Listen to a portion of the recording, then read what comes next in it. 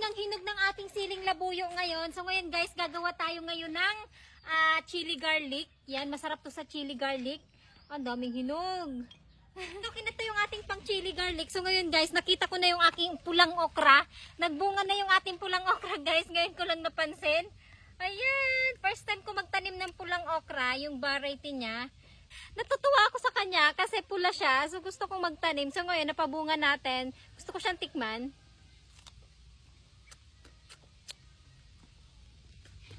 Ayan.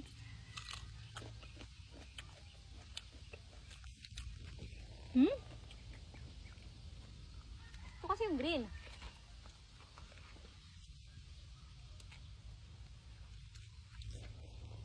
Parang wala naman pinagkaibang lasa. Ito kasi yung green.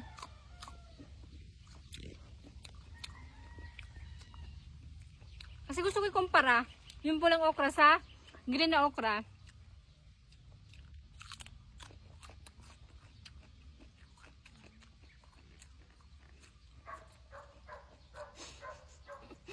Parehas naman.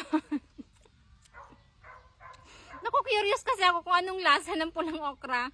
Guys, wala naman pala siyang pinagkaiba sa green na okra. Ayan.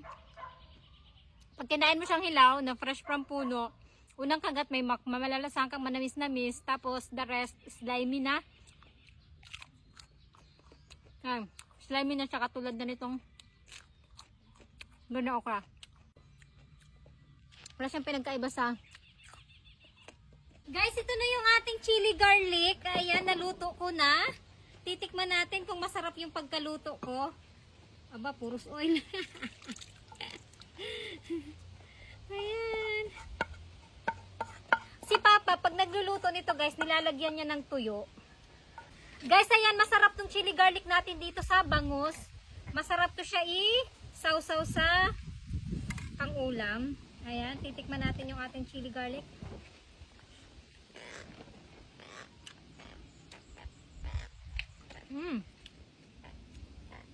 Yummers be. Medyo maanghang.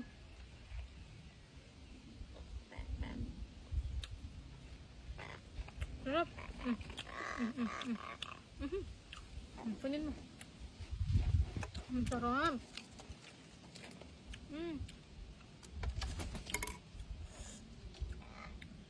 Sarap.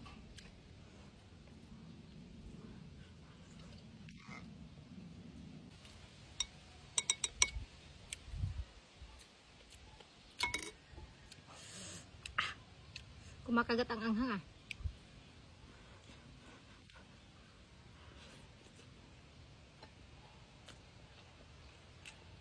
Pero ang sarap.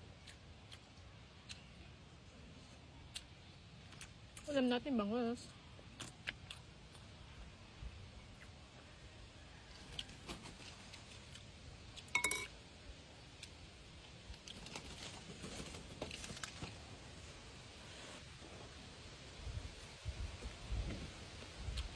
Sarap.